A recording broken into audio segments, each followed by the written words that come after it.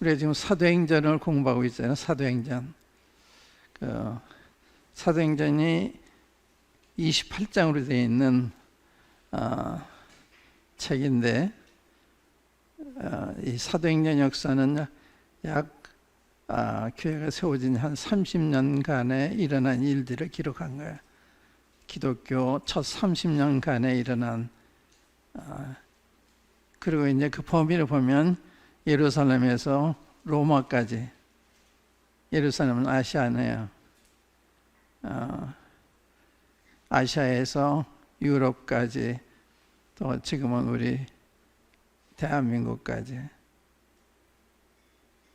이게 우연히 이렇게 된 거냐, 하나님의 계획 가운데 된 거냐, 하나님의 계획 가운데 됐다는 걸 생각할 때 놀라운 거예요. 그러니까 우리가 하나님의 그 인도와 은혜를 입었다는 말씀이 되는 건데, 사도행전 1장 8절에 보면 오직 성령이 너희에게 임하시면 너희가 권능을 받고 예루살렘과 온 유대와 사마리아 땅까지 이런 내 증인이 되리라. 이게 그 주님의 계획이었어요. 예루살렘에서 땅 끝까지 내 증인이 되는, 성령이 임하시면 권능을 받아서 그렇게 된다고 하셨는데 그렇게 된 거예요. 땅 끝까지 이르러. 우리 한국은 극동에 위치해 있잖아요. 극동, 동쪽 끝인데 놀랍잖아요. 제가 언젠가 여러분들 말씀드린 대로 제 독일에 가서 독일 모임에서 그 사도행전 1장 8절 말씀 읽고서 이 말씀이 이루어졌습니다. 제가 증인입니다. 그러니까 깜짝 놀래요. 제가 극동에서 왔습니다. 땅끝까지는 내 증인이 되리라 했는데 그 말씀이 성취가 돼서 제가 증인으로 여러분들 왔습니다. 그러니까 나중에 끝난다면 한 자매님 와서 이렇게 아래 훑어보면서 사실이네요. 그러니까 기적이 참 많은 거죠. 예. 그런 놀라운데 너무 당연하니까 그저 당연한 거로 생각을 해요. 예. 이제 우리가 사도행전 자세히 보면 놀라운 게 너무 많아요. 근데 그냥 지나가니까 많은 걸 놓쳐요.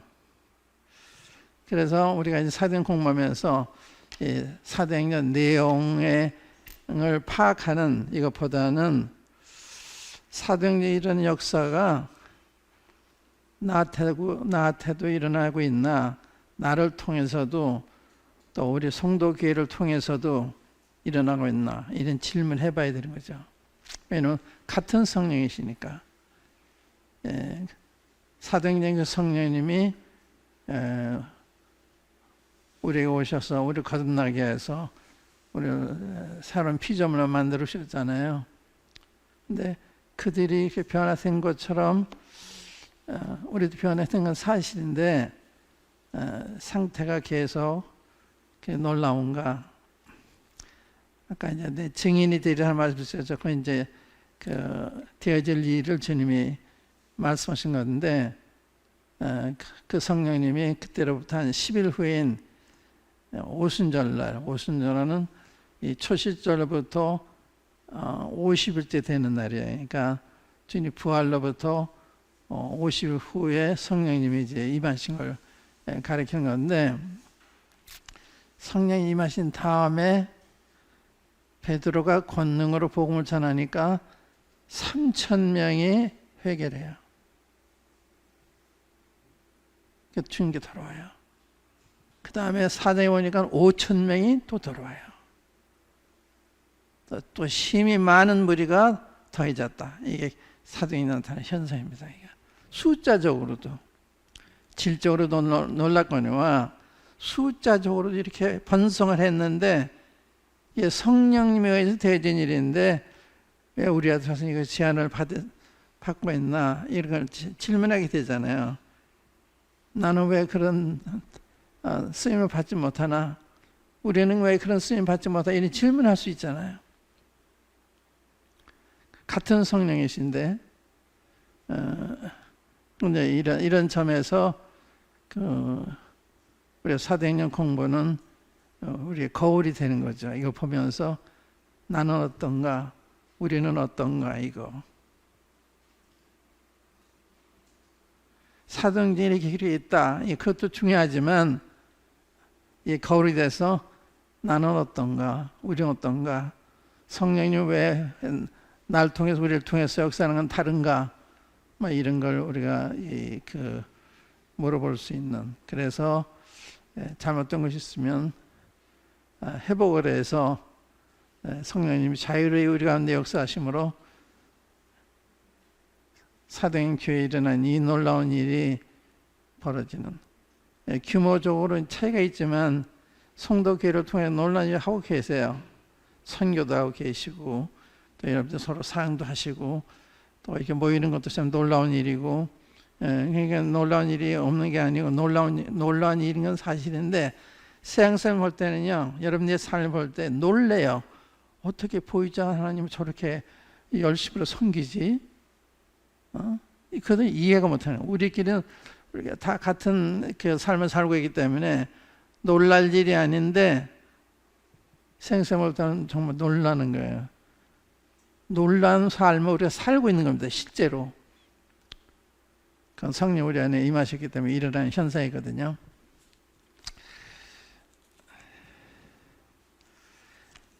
이제 성령이 임하셨는데 권능을 받고 내 증인이 되리라고 하셨는데 땅 끝까지 이르러.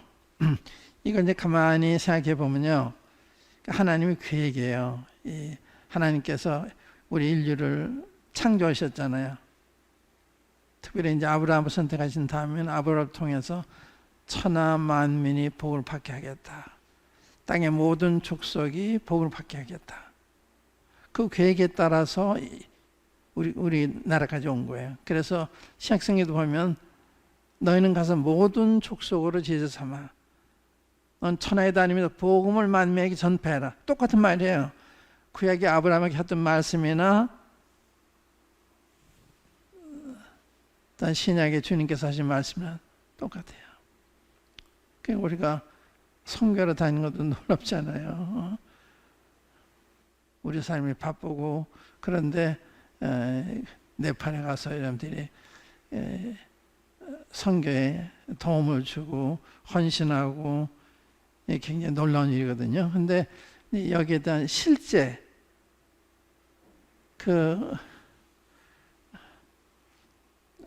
성령이 정말 우리 가운데 역사하시는구나 하는 걸 의식한다면 굉장히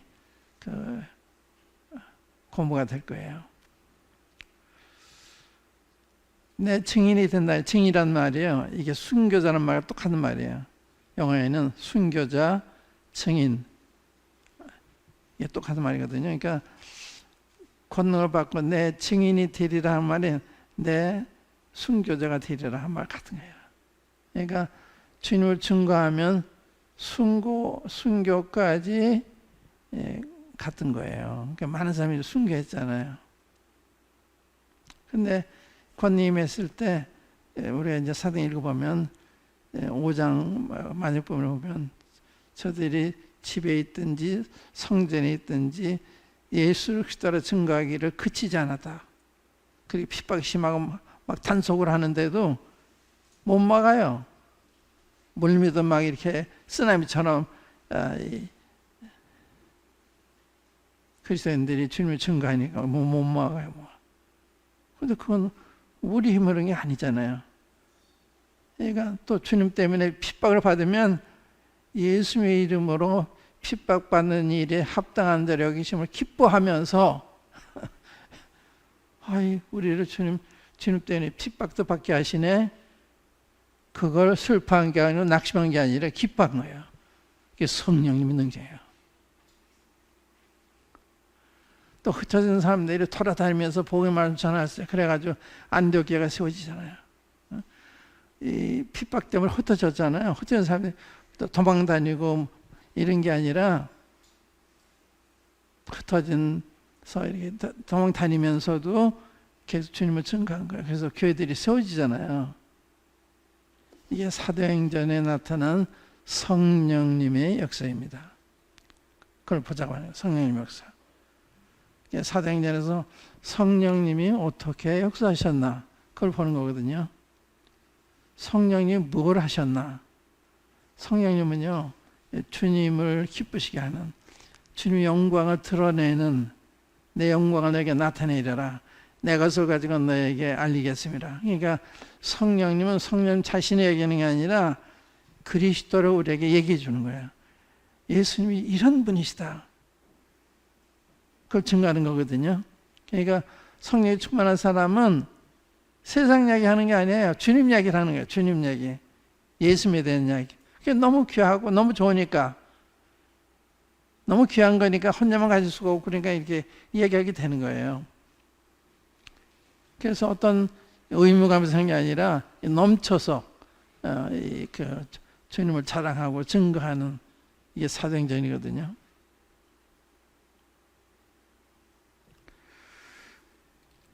그래서 오늘은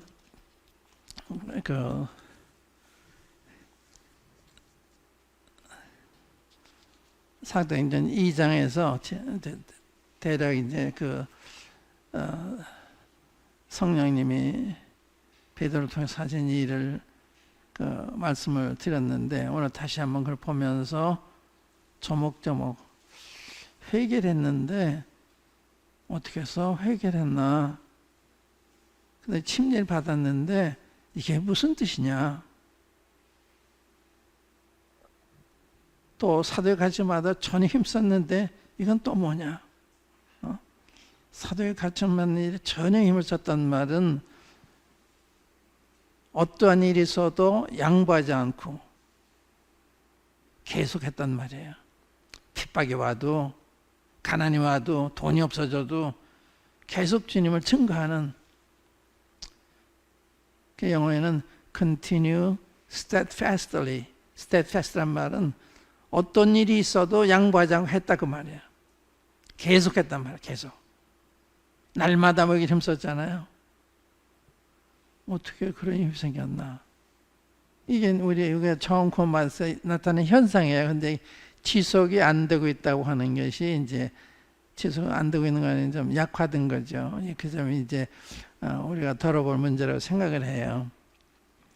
오늘 구체적으로 말씀드리고 싶은데, 여기 성령이 말씀 권능을 받는데, 권능이 뭐냐, 이게 어떻게 나타냈냐, 그걸 이제 지난 시간에 좀 말씀드렸는데, 베드로가 성령에 충만하니까 얼마나 담대해요. 예를 들어서 모인 사람들 앞에 내 말에 귀를 기울여라, 내 말을 들어라, 내가 얘기해 주겠다. 베드로가 누구예요? 이번에 어부 출신 아니에요?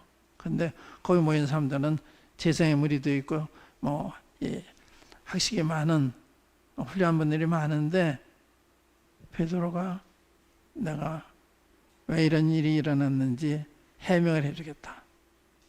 얼마나 담대해요. 그게 쉬운 일이 아니야. 대중 앞에서, 그것도 수만 명이 모인 사람들 앞에서 증거하는 거예요. 그 담대함. 이 장에서 한번 보세요. 베드로가 하는 얘기 보세요. 베드로가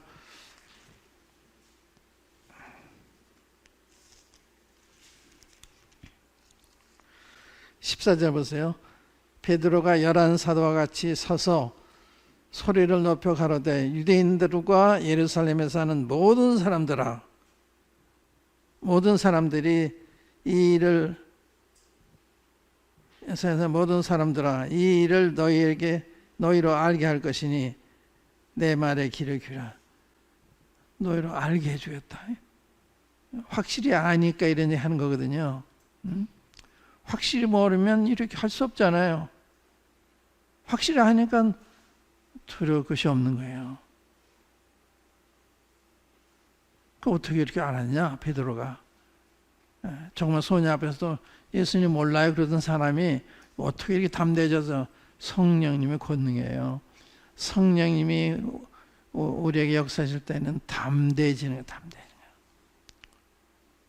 죽음도 두려움이 나는 거예요. 사람이 두렵지 않은 거예요. 하나님이 크게 보이면 사람이 작게 보이는 거예요. 사람이 크게 보이는 것은 하나님이 작게 보이기 때문에. 그래서 성령의 충만 하나님이 크게 보이니까 사람이 아무것도 아닌 거예요. 개미 같은 거예요. 이게 다른 거예요. 교만해서 그런 게 아니라 하나님을 아니까 인간 아무것도 아니죠. 하나님 모르니까 인간이 무섭고 주저주하는 거예요. 베드로가 이게 증인이잖아요. 베드로. 귀를 기울여라. 그리고는 그 요엘서는 이때로부터 한 700여 년 전에 요엘 선지자가 예언한 그것이 이루어진 거다. 성경 말씀이 살아있구나. 이 예언이 오순절날 그대로 되었으니까 그걸 봐야 되는 거예요. 구약성이 진리로구나. 이게 실제로 요엘서에 있는 대로 또 시편 16편에 있는 말씀대로 110편에 있는 말씀대로 그렇게 됐구나. 구약 성경은 많은 게 예언인데 많은 말씀들 성경 신약성에서 성취가 되잖아요. 이거 무슨 뭐냐면 구약성에 정말 하나님의 말씀이다 증명하고요. 구약성이 하나님의 말씀이다. 이거 증명하는 거예요. 굉장한 거죠, 그러니까 그냥 선자들이 자기 생각난 대로 이렇게 말한 게 아니에요. 하나님이 그들을 통해서 얘기한 것이기 때문에 수백 년 후에도 이게 이루어지는 거예요. 시편은 그때로부터 한 1000년 전에 말씀한 거예요. 그러니까 이 성경 말씀은 굉장히 놀라운 거예요. 다 이루어지는 말씀이니까. 이 말씀을 믿을 수 있다면 담대해지는 거예요. 근데 말씀 보면서 안 믿으니까 담대할 수 있는데 담대하지 못하는 거예요.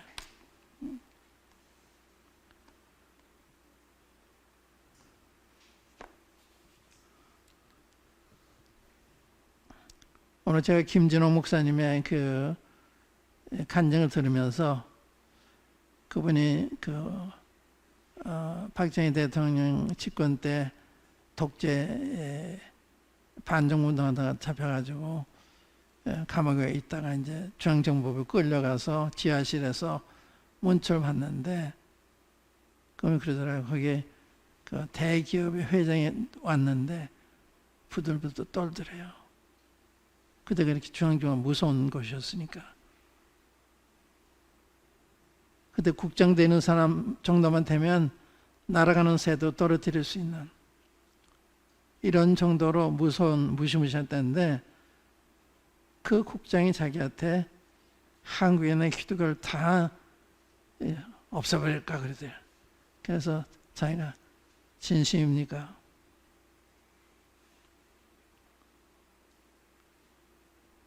한번 해보시겠습니까? 그런 거예요. 왜 그런 얘기 할 수가 있나요? 음부의 권세에 이기지 못하리라. 내가 이 반석에 내 교회를 세우려니 음부의 권세에 이기지 못한다. 그 담대한 마음이 있는 거예요. 교회를 없애버려? 음부의 권세 못하는 건데 해볼까요? 공화당은 지금 없잖아요. 교회는 지금 됐잖아요. 교회를 핍박하면 안 되는 거예요. 교회는 하나님의 자녀들이기 때문에 해로운 거예요. 나라에 해롭고 본인한테 해롭고. 교회가 하나님의 자녀들이에요.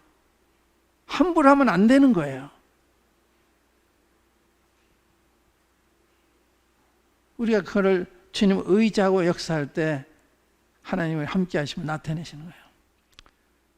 모세가 홍해를 들어가니까 물이 갈라지잖아요. 또 여호수아 요단강에 들어가니까 요단강이 갈라지잖아요. 그러니까 역사는 우리 행동할 때 나타나는 거예요. 다니엘이 사자굴에 들어가서 살아남는 거. 그 두려워하지 않고 사자굴에 집어넣는다 해도 두려워하지 않고 하루에 3번씩 예루살렘 향한 창문을 열어놓고 몰래 기도한 거 아니에요. 그리고 고소해가지고 사자굴에 들어왔는데 기적이 일어나잖아요. 또 다니엘의 세 친구가 이 느부갓네살 왕의 신상에 절하러 오는데 안 하니까 그 이야기를 듣더니 너 몰랐으니까 지금이라도 그렇게 하라 그러니까 그렇지 않으면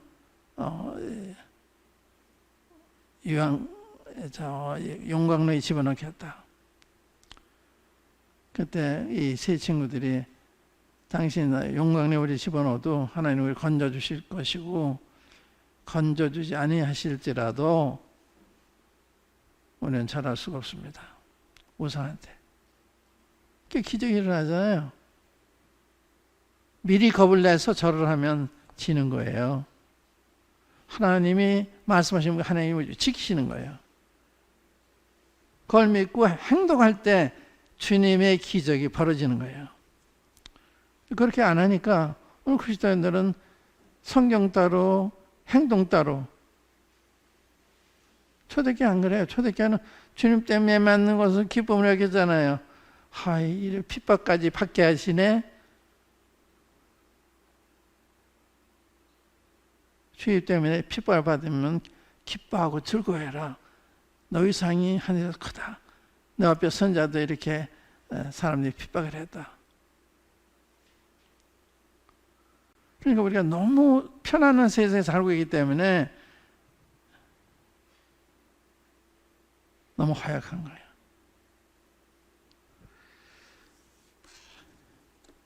그 다음에 이제 여기 보면 요에서를 인용하면서 22절에 보면 그 전에 21절에 보면 누구든지 주의 이름을 부르는 자는 구원을 얻으리라 하였느니라. 이스라엘 사람들아 이 말을 들으라. 너희도 아는 바에 하나님께서 나사렛 예수로 큰 권능과 기사와 표적을 너희 가운데서 베푸사 너희 앞에서 그를 증거하셨느니라. 주의 이름을 부르는 자 구원받는다.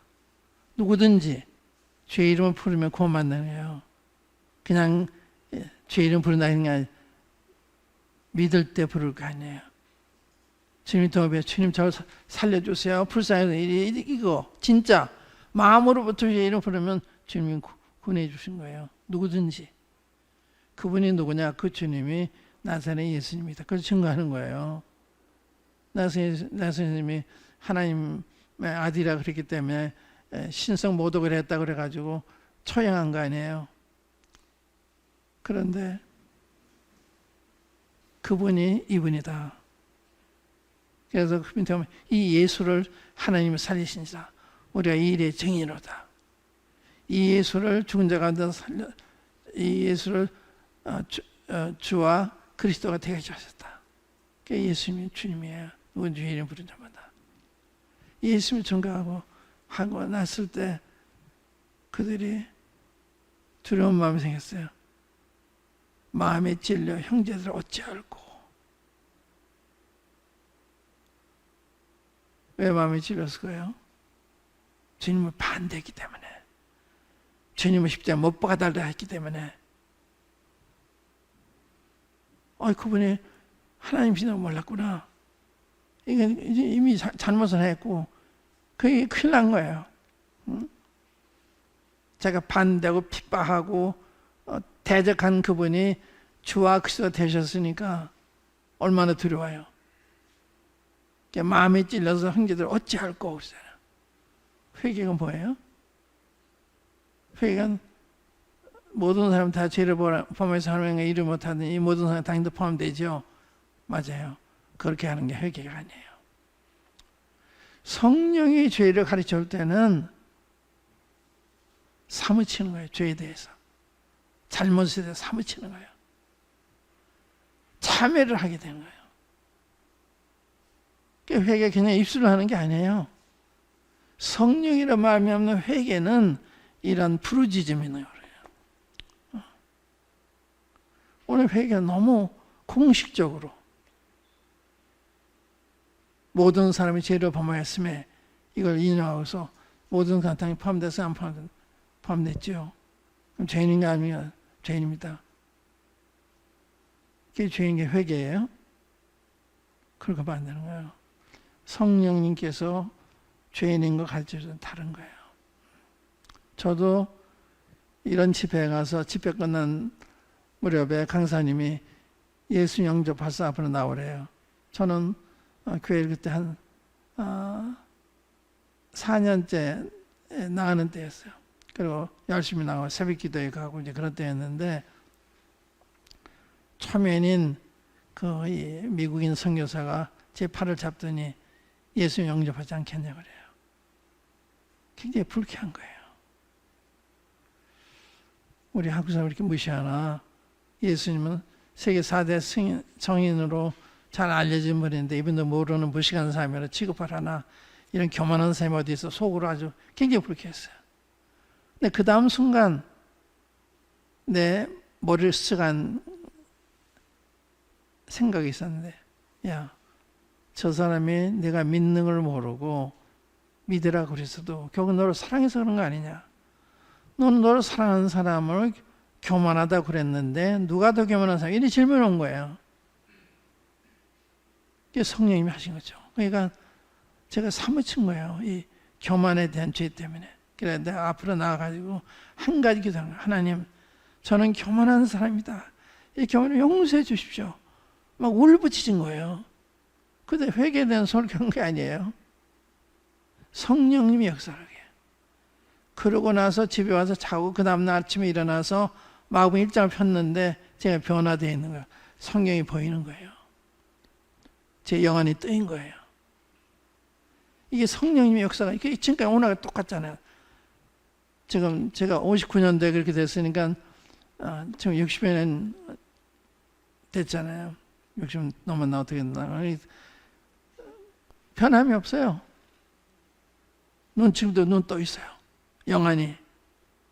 보면 이게 보이는 게 놀라운 거죠. 이거 내가 부정할 수가 없어요. 제 영안이 뜨인 거. 과거에 영안이 뜨기 전에 이거 봐도 무슨 말인지 모르고 제가 한 4년 동안 교회 다니면서 복음서 한 권 읽은 기억이 없어요. 안 읽어져요. 읽으면 자꾸 잡념이 들어오니까 한참을 가다 보면 나 딴 생각하고 있는 거예요. 그래서 그만두고 그래서 복음서 한 권 읽은 적이 없는데, 그 이유는 이게 보이니까, 너무 놀라우니까. 얼마 안 돼서 신약성경 다 읽었어요. 그런 거예요. 이 말씀이 다 내 마음에 거하는 것 같아요. 이 말씀이. 이거 놀랍잖아요. 너무 감명이 되니까 여기에다 박힌 거예요. 성령님의 역사는 살아있는 역사입니다. 이거 이론이 아니에요. 여러분들 전도할 때도 성령님이 함께 하셔야 되는 거예요. 여러분의 지혜로 설득해야 되는 게 아니에요. 여기도 개인 전도도 하지 않았는데 이 설교를 듣고서 형제들하고 잘고 그러잖아요. 그러니까 베드로가 너희가 회개하여 각각 예수도 이름으로 세례를 받고 그러잖아요. 그래서 회개라는 게 뭐냐? 성령으로 말미암는 회개. 이게 진짜 회개다. 그 말씀을 드리고 싶어요. 그거는 내 영안의 뜨임으로 증거가 되는 거예요. 그때 주님이 성령 내 안에 보내는 나를 영안이 뜨이게 하는 거거든요. 그게 성경이 보이는 거예요. 그 다음부터는. 그 다음 날 아침에 일어나서 마가복음 1장 읽는데 예수님께서 귀신 들린 자 앞에 오시니까 귀신 들린 자가 지극히 높으신 하나님의 아들이요 당신이 나 무슨 상관이 있나? 귀신 들리면 하나님한테 신하는구나 이러는 거야. 귀신의 증거를 통해서 얘는 예수님이 하나님의 아들인 걸 내가 알게 된 거야. 놀랍잖아요. 그리고 읽어보니까 너무 이게 확실한 거예요. 이 꾸며낸 책이 아니에요. 있는 그대로 기록되어 있는 거예요. 그래서 나는 이게 어떻게 조작일 수가 있나? 어떻게 저 이름에 읽었어요? 너무 실감이 나니까. 복음서 다 읽으니까 주님의 정말 초인적인 초자연적인 하나님의 아들을 부정할 수가 없어요. 그 다음에 사도행전에 들어갔는데 복음서에 주님을 세 번 부인한 베드로가 주님을 죽인 공회 앞에 나타나서 여러분들이 있으면 죽였는데 하나님이 살리셨습니다. 우리가 그 증인입니다. 뭐 그 얘기하는 당신들이 죽였는데 하나님이 살렸습니다. 어떻게 그런 얘기를 해요? 이렇게 사람이 담대해진 거예요. 변화가 되는 거예요. 확실하니까. 저도 그 이후에는 담대해진 거예요. 저는 말씀드렸잖아요. 제가 이 초등학교에서 다닐 때 반 앞에만 나와도 너무 수줍어서 앞에 아이들이 안 보였어요. 무서워서 캄캄해가지고. 근데 제가 변했거든요. 변해도 너무 변했죠. 이게 성령님이 사람이 변하는 거예요. 이런 변함이 자신이 부정할 수가 없어요.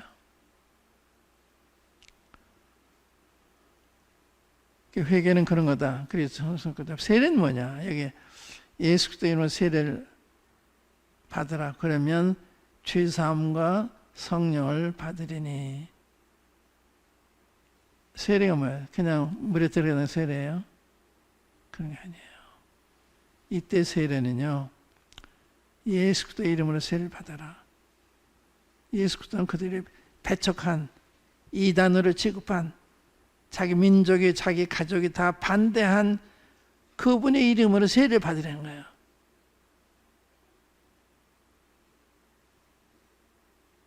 어떤 사람의 경우는 남편이 반대하는데 부인이 예수님으로 난 예수님을 하나님 아들 믿으니까 세례 받는다.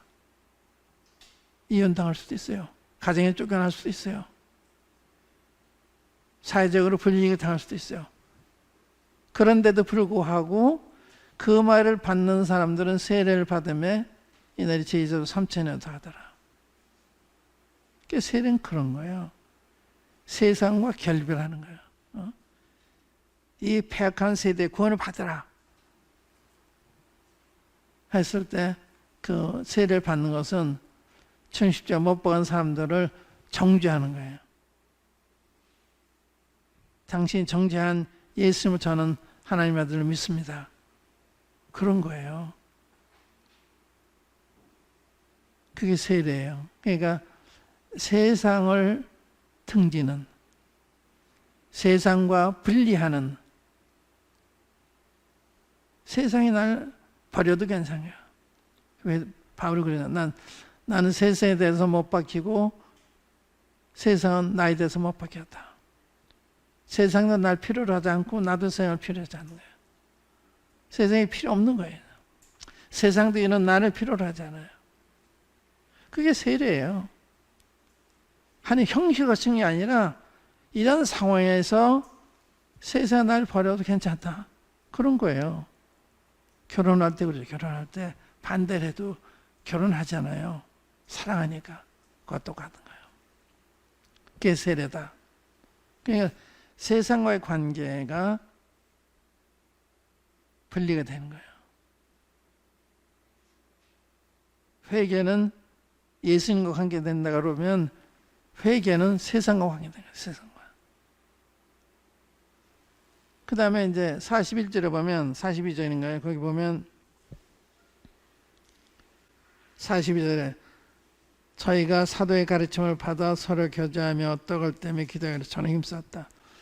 전혀 힘썼다는 얘기가 아까 얘기한 대로 어떤 일이 있어도 양보하지 않고 계속했다. 성경 공부하는 일에, 교제하는 일에, 떡을 떼 기도하는 일에 전혀 힘을 썼다. 어떤 일이 있어도 양보를 안 했다.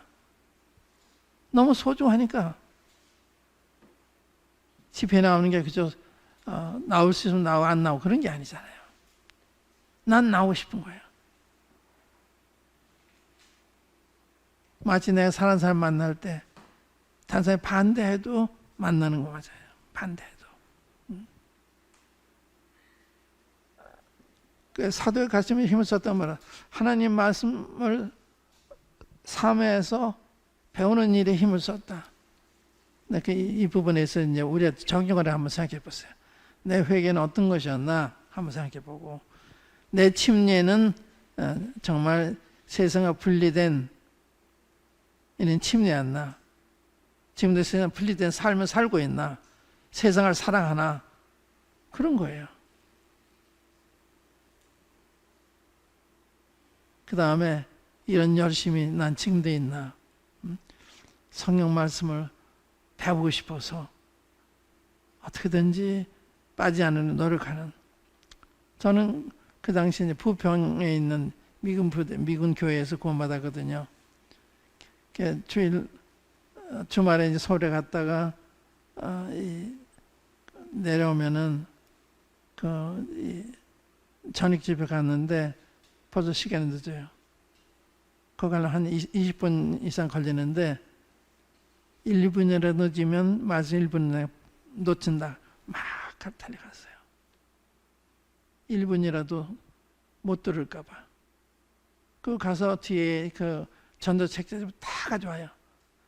소책자 있는 건 다 읽어요. 그렇게 갈급하니까 더 알고 싶으니까. 너 그거 시킨 게 아니잖아요. 또 성경 말씀이 너무 사모가 돼서 시험 기간에도 성경이 어른거려서 시험 공부가 어려웠다. 시험 공부하다 성경부터 읽어야 됐어요. 이게 성령님의 능력이라, 성령님의 권능이라. 근데 현재는 어떠냐? 이제 이게 이제 우리가 돌아보는 거죠. 현재 그렇지 않다면 내 건강 상태 좋지 않은 거죠. 주님, 제가 식욕이 떨어졌어요. 잘 풀어나게 주세요. 식욕 회복시켜 주세요. 그래야 되는 거예요. 그래 회복이 됐잖아요. 사도행 공부가 그런 의미가 있는 거 아니에요.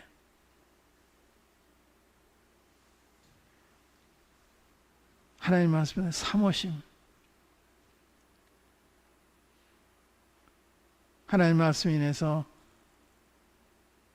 이 성경이 우리한테 오기까지요. 원래 이제 가톨릭의 중세 천년 동안 세계를 지배할 때 성경은 라틴어로만 읽을 수가 있어요. 그리고 신부들만 읽지 일반 교인들이 읽지 못해요. 그러니까 전혀 모르는 거예요. 그래서 면죄부를 사서 죄사함 받는다고 그래도 그냥 그렇게 한 거예요. 이게 너무 잘못되니까 이게 백성들 깨어되겠구나. 그래서 성경을 번역하기 시작했어요. 위클리프라든지 틴데일이라든지 이런 분들 화형을 당했어요. 이거 발각돼가지고. 그래서 우리가 온 거예요. 이게요. 이게 지금은 몇만 원 주면 사지만 많은 사람들의 목숨이 희생이 돼서 우리한테 온 거예요. 북한에서는 읽지도 못하잖아요. 이것만 있어도 잡혀가서 감옥에 가잖아요. 그러니까 이 성경 말씀 굉장히 놀라운 거예요. 주님이 성경에도 뭐라 그랬어요? 율법의 1.1획도 천년 없어져서 다 이루어진다. 없어지지 않는다. 천년 없어져서 내 말은 없어지지 않는다. 이게 권위 있는 게 하나님의 말씀이에요. 성경은 모든 말씀이 진리입니다. 천지는 없어요, 내 말 없어요. 이렇게 증명이 되고 있잖아요. 증명이 됐고 되고 있고 그렇잖아요. 그러니까 굉장히 놀라운 걸 우리가 발견한 거예요. 이렇게 성경을 깨닫고 사모하고 하나님의 말씀을 알게 되고 이게 내가 연구해서 되는 게 아니잖아요. 성령께서 내 마음을 열어주시니까 변화시켜 주시니까 알게 되는 거예요. 그 다음에 교제하는 일에 힘을 썼다. 그 뭐예요? 우리 악수하고 서로 보고 싶고 헤어지기 싫고 그것도 교제예요. 근데 더 구체적으로 가난한 성도들이 있으면 있는 성도들이 재산을 팔아서 나누고 하는 거예요. 이게 교제, 실제 교제예요. 그래서 여기 그 예루살렘 교회 보세요. 재산과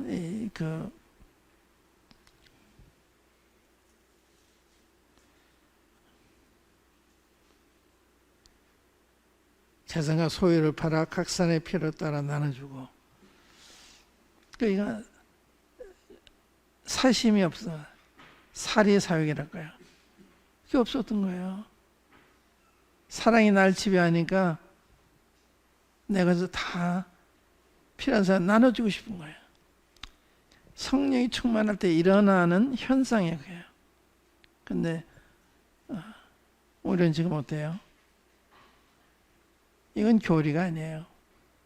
이건 성령이 충만할 때 일어나는 현상이기 때문에 교리적으로 가르친 건 아니에요.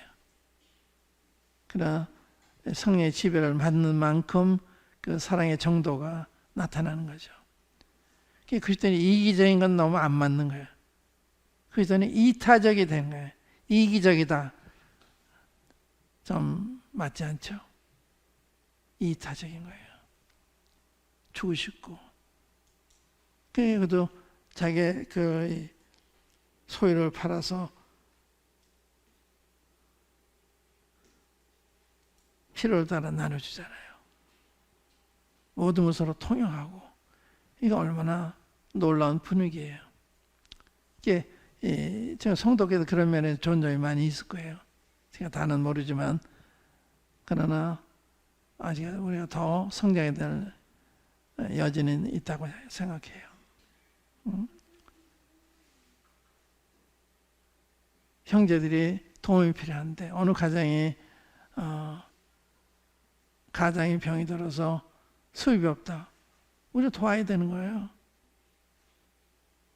그냥 쳐다보시면 안 되는 거예요. 강도 만난 사람이 거반 죽게 됐을 때 세상에 지나가다가 그냥 보고서는 그냥 지나가잖아요. 레위인도 보고 그냥 지나가잖아요. 근데 선한 사마리아는 오다가 보고서 불쌍한 마음이 들어가죠. 가까이 가서 치료해주고 또 그 사람을 짐승에 태워가지고 주막집에 가서 맡기고 거기서 돌봐주고 떠나면서 돈이 더 들면 내가 앞으로 돈한테 갚을 테니까 맞아달라 그러고 가잖아요. 그게 그리스도인이에요. 그러니까 주의 도움의 필요를 보면서도 외면한다? 그건 성령에 맞는 건 아니에요. 정도의 차이는 있겠죠. 그러나 이제 그런 것이 교회적으로 민감해야 되죠. 민감해. 한 가정이니까. 이제 그런 걸 나타낼 때 이 교회는 다르다. 주님이 증거가 되는 거예요. 너희가 서로 사랑하면 모든 사람들에게 내 제자인 걸 알리라. 그게 증거가 돼야 되는 거거든요. 근데 사도행전에 이런 분위기가 정도 차이가 있지만 여러분들에게도 있다고 믿어요. 근데 더 온전히 여전히 있다고 생각합니다. 서로 교제하는 일에 힘을 썼다. 그러니까 어떤 데 보면요. 나도 고린도후서 8장에 그러죠. 거기 보면 한번 열어봅시다. 고린도후서 8장 한번 열어보시면 1절부터 보세요. 형제들 하나님께서 마게도냐 교회들에게 주신 은혜를 우리가 너희에게 알게 하노니 환난의 많은 시련 가운데서 저희 넘치는 기쁨과 극한 가난이 저희로 풍성한 연보를 넘치도록 하게 하였느니라. 이 연보로 가는 건요, 남을 돕는 건 여유가 있어 하는 게 아니에요. 내가 남아서 하는 게 아니라 사랑하기 때문에 하는 거예요. 사랑이기 때문에. 그러니까 이게 하나님께서 마게도냐 교회들에게 주신 하나님 은혜를 너에게 알게 한다. 은혜 붙다는 게 뭐냐? 내가 받았다는 거 뭐냐? 주게 됐다는 거 뭐냐? 이건 다 준 거예요. 그게 은혜예요. 하나님의 은혜를 입었기 때문에 내가 그 은혜를 나누고 싶어 하는 거예요. 그래서 극한 가난 가운데서도 넘치는 연보를 하게 한 거예요. 뿐만 아니라 보세요.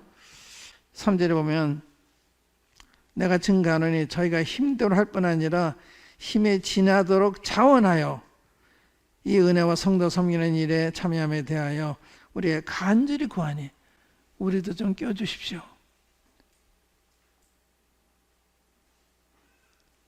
그러니까 교회, 성도는 이타적인 거예요. 이타적인. 다른 모임이 필요하면 도와주려 하는. 장로들이 굉장히, 장로들이 그런 부분에 성령이 충만해 그런 마음을 가지고 있어야 되죠. 돈이 있어도 장로들이 그런 마음에서 못하는 거예요. 장로의 책임이 굉장히 커요.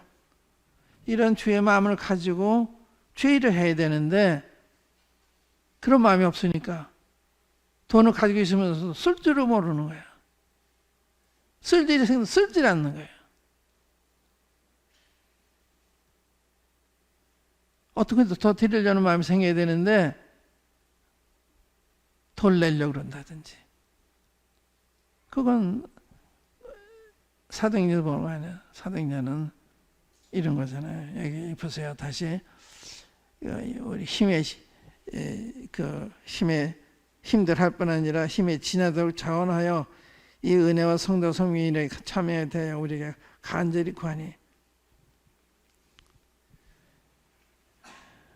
그래서 안디옥교회가 예루살렘 가난한 성도들을 이렇게 연보를 해서 보내잖아요. 이거 우리가 보고서 이게 본을 따르는 거예요. 그러니까 장로들은 이런 걸 잘 보고서 성도들을 인도하고 또 이렇게 다른 모임들이나 필요한 사람들 돕고 그래야 되는 거거든요. 이기적인 건 아닌 거예요. 이기적인 거예요. 이타적인 거예요. 개인적으로 이기적인 건 아주 보기 흉한 거예요. 거듭난 특징은 이타적인 거예요. 왜냐하면 성령 그 안에 계시기 때문에. 성령이 뭐예요? 사랑이거든요. 그러니까 그런 이타적인 마음이 생기는 거예요. 근데 놀라운 건요. 나무에서 살면 더 살 수 있도록 주님이 우리를 축복하시는 거예요. 그런 경험하고 계세요? 그거는 그렇게 실천하는 사람만이 알아요. 주님께 드리는 사람은 더 드릴 수 있도록 주님이 축복해 주세요. 그게 놀라운 거예요. 그 안 해보면 모르는 거예요. 주님께 드리는 것을 잃는다 생각 아니에요. 드리는 것은 얻는 거예요. 우리가 하나의 밀을 심으면 몇십 배, 몇백 배가 열매가 맺잖아요. 하나하고 몇십 개. 과일 같은 거는 수백 개. 그러니까 주는 것이 잃는 것이 아니라 얻는 거예요. 그 원리를 그리스도인들이 알아야 되는데 그걸 모르니까 이기적인 삶에서 벗어나지를 못해요.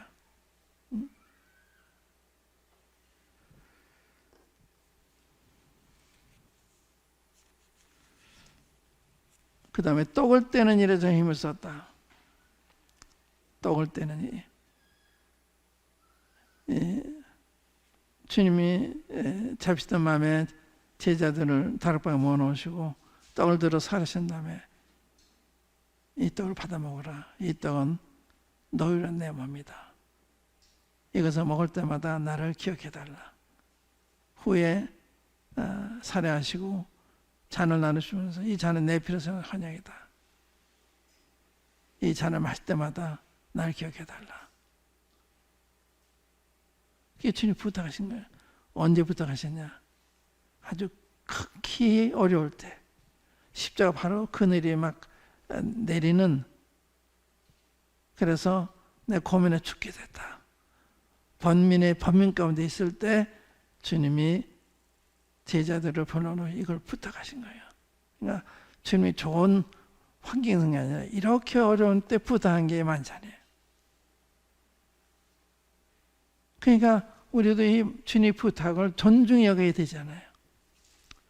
일본에 좋은 성도들이 많아요. 일본에 이게 암으로 몸 가누기도 쉽지 않은데 떡 되고 싶어서, 주님 기억하고 싶어서 부축을 받아 나와서 만찬에 참여하는 거예요.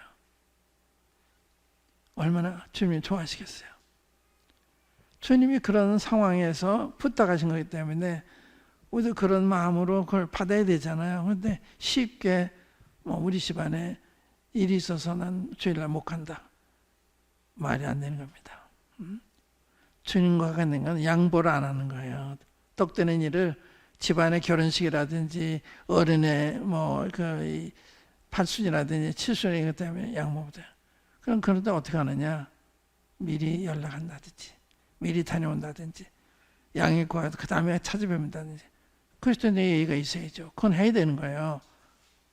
그렇지만 주님을 기억하는 시간을 양보하고 하는 거예요. 왜? 그 누가복음 9장에 보면 주님을 따르겠습니다만은 나로 먼저 가서 내 가족들, 내 아버지를 장사하고 오게 해주십시오. 그러니까 죽은 자들로 죽은 자들 장사하게 하고 너는 가서 하나님 나라를 전폐해라. 먼저는 항상 주님인 거예요. 어떤 일도 먼저가 될 수가 없어요. 부모의 장사도 안 되는 거예요. 또 작별 인사를 한다 그래도 손에 쟁기를 잡고 뒤를 돌아오면 합당치 않다. 허락하지 않아요. 그럼 주님이 그걸 허락하지 않는 거예요. 태도가 아니에요. 태도. 주님 앞에서 나로 먼저 가서 안 내는 거죠.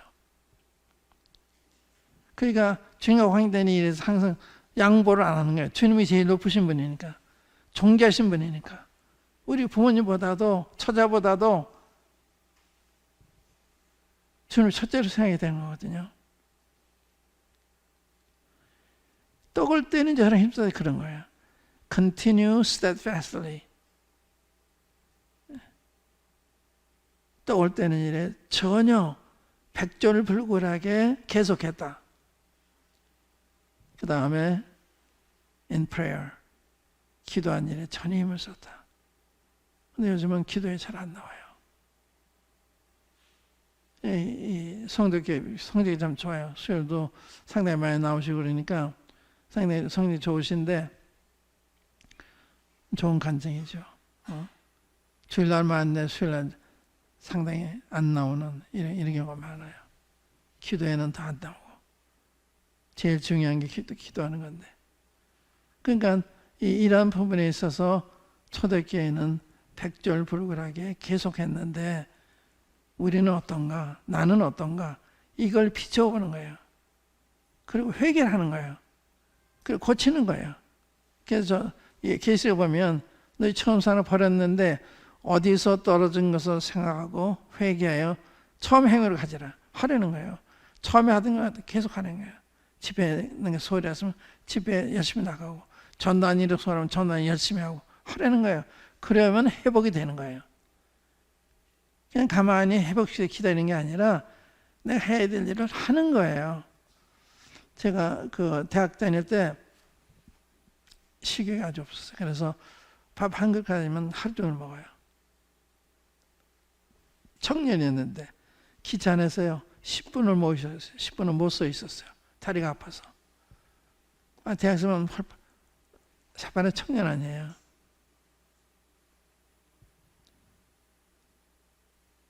그랬는데 언젠가 그래서 내가 기도해서 주님 아침에 이제 잠이 깨면요 마음은 충만한데 몸은 땅속으로 꺼져가는 것 같아요.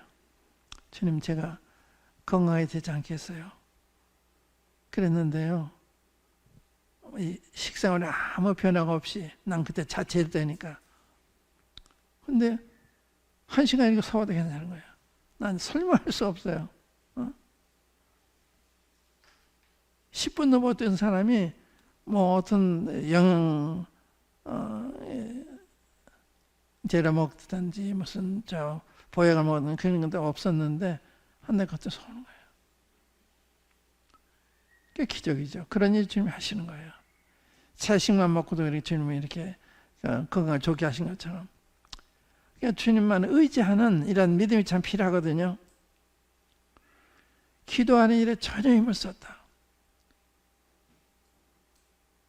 뿐만 아니라 저희들이 날마다 모이기에 힘쓰고 또 기쁨과 순전한 마음으로 음식을 먹고 하나님을 찬미하며 모든 백성의 칭송을 받으니 하나님께서 고맙는 사람들은 날마다 다 계셨다. 이게 정상적인 교회예요. 이러면 우리 다 부족해 있는데 회복이 돼야 되지 않겠어요? 사도행전 왜 공부해요? 그 부분을 개인적으로 회개하고 교회적으로 회개하고 해서 이걸 회복해야 되지 않겠어요?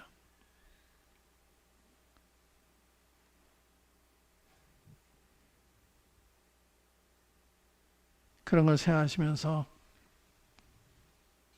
나는 어떤가?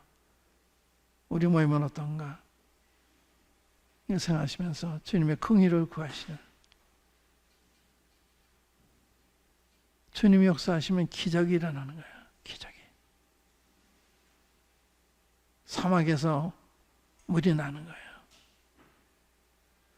보이지 않는 길이 보이는 거예요.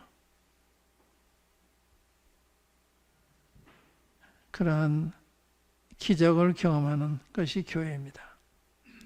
그게 그리스도인의 삶입니다. 세상에서 이해할 수 없는 삶을 사는 거예요. 초자연적인 삶을 사는 거예요. 세상에서 도저히 할 수 없는 일을 하는 거예요. 주님이 함께 하시니까. 한번 기도하십시다. 아버지 하나님, 저희들이 모시는데 아버지 하나님께서 독생자를 저희들 위해 희생하셨으며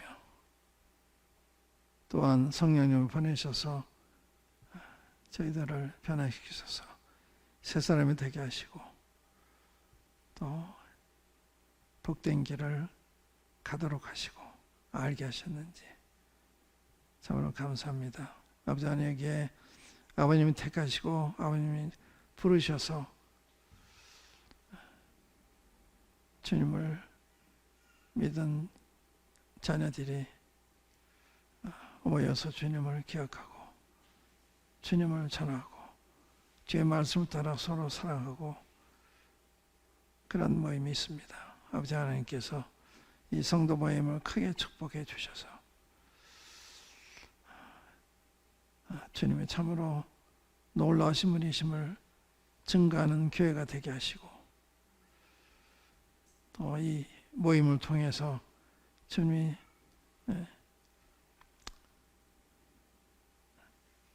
진리이시고 길이시고 생명이신 것을 나타내게 해주셔서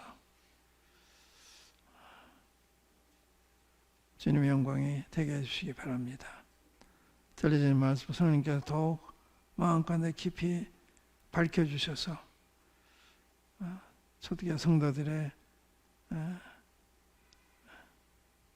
상태 가운데 들어갈 수 있도록 도와주시기 바랍니다. 주 예수 그리스도 이름으로 아버지 하나님께 기도합니다. 아멘.